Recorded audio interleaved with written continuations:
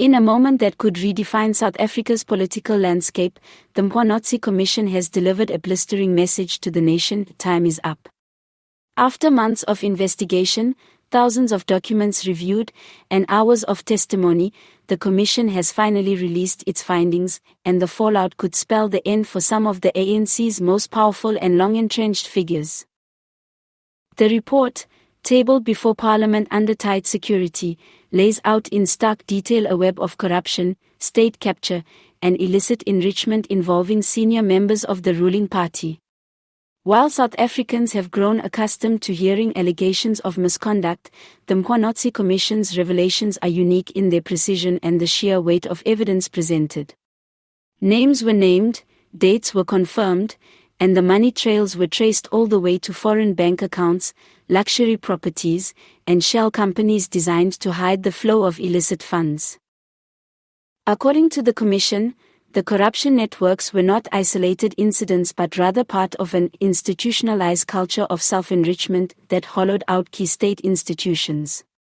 State-owned enterprises like Eskom, Transnet, and Denel were described as feeding troughs for politically connected elites. The report further alleges that procurement contracts were routinely manipulated to favor companies linked to ANC heavyweights, in exchange for bribes disguised as consulting fees or political donations. What sets this report apart is its unflinching call for accountability. Justice Mkhwanazi, chair of the Commission, was clear: the era of impunity must end. Time is up for those who believe political power shields them from the rule of law. The Commission has recommended that the National Prosecuting Authority, NPA, open criminal cases against at least 12 high-ranking ANC officials, some of whom still occupy influential positions in government and party structures. This bombshell has sent shockwaves through Luthuli House. Party insiders report heated emergency meetings, with factions scrambling to distance themselves from the individuals most directly implicated. Some ANC members are calling for internal disciplinary hearings, while others are doubling down, claiming the Commission's report is part of a political smear campaign orchestrated by anti-revolutionary forces and foreign interests. President Cyril Ramaphosa now faces a defining test of leadership. While he has repeatedly pledged to clean up the ANC and restore public trust, this report forces him into a corner. To act decisively on the Commission's recommendations could mean taking down members of his own party's senior leadership, a move that risks triggering a full-blown internal revolt. To ignore the recommendations, however, would almost certainly deepen public cynicism and further erode the ANC's already declining electoral support. Opposition parties have wasted no time capitalizing on the moment. The Democratic Alliance has called for urgent parliamentary debates and has vowed to pursue legal avenues to ensure prosecutions go ahead. The economic freedom fighters, while critical of the Commission in the past, now argue that its findings prove the ANC has become a criminal syndicate masquerading as a liberation movement.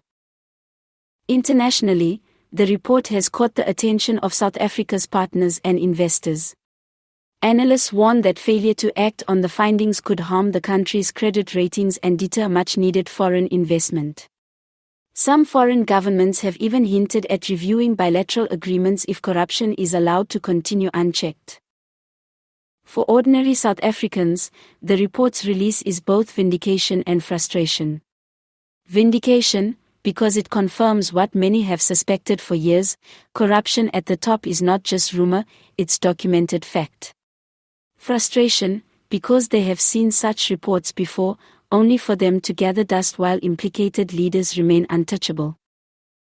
But Justice Mkhwanazi's closing words at the press briefing suggest this time could be different. The people of this country have waited too long for justice. We have done our duty. Now it is up to the institutions of state to prove that the law applies to all, without fear or favor. Whether this is the beginning of a historic cleanup or just another chapter in South Africa's long struggle with political corruption will depend on what happens next.